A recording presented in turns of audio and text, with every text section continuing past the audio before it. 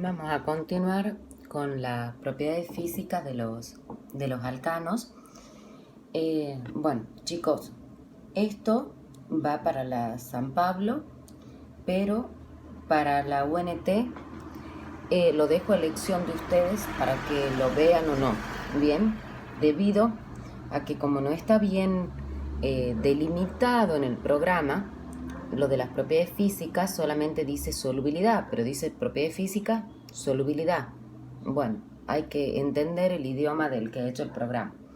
Entonces yo lo dejo al libre albedrío de ustedes de mirarlo o no. Les sugiero que lo miren y lo estudien. Bien, hablamos del estado de agregación. ¿Qué es el estado de agregación? Es el estado de la materia o estado física. Cuando yo tengo alcanos de 1 a 4 átomos de carbono son gases. Bien, esto es de memoria, ¿no? De 5 a 16 átomos de carbono líquido y de 17 en adelante son sólidos.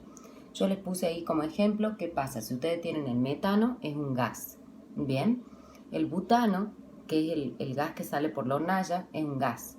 Bien, el nonano es un líquido y le puse el eicosano de 20 átomos de carbono que es sólido. Con respecto a los puntos de fusión y de ebullición son bajos.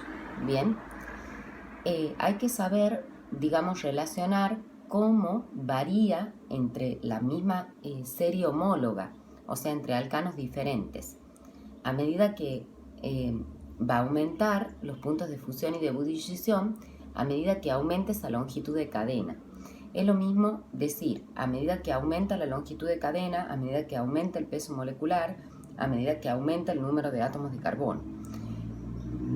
Eso quiere decir que si yo comparo con el pentano con el propano va a tener mayor punto de ebullición. Yo les puse ahí números que los inventé, chicos, por favor, para que lo vean, que uno tiene mayor punto de ebullición que el otro. Bien. Ahora, ¿qué pasa cuando estamos frente a alcanos isómeros? Bien, que tienen la misma fórmula molecular, bien, pero tenemos dos posibilidades. El alcano lineal con el isómero, con una ramificación, o uno que esté ramificado y el otro que tenga dos ramificaciones. Cuando estamos en isómeros, el punto de ebullición disminuye a medida que aumentan las ramificaciones. Eso quiere decir que comparando el butano con el 2-metilpropano, el butano va a tener mayor punto de ebullición que su isómero ramificado, que es el 2-metilpropano.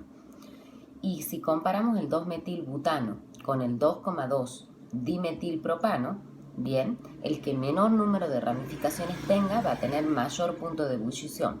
O es lo mismo decir, va a tener menor punto de ebullición el que mayor ramificaciones tenga.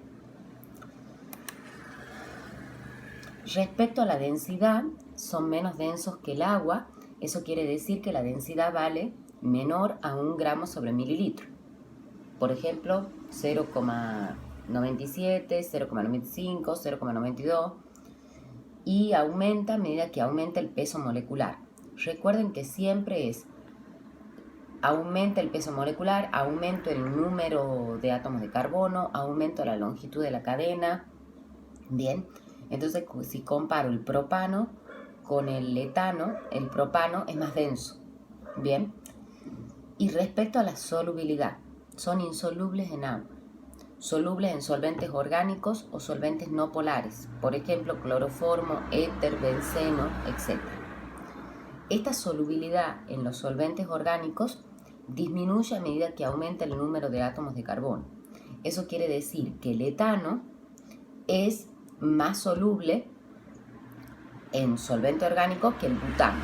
Bien, y a su vez los alcanos son miscibles entre sí en todas sus proporciones.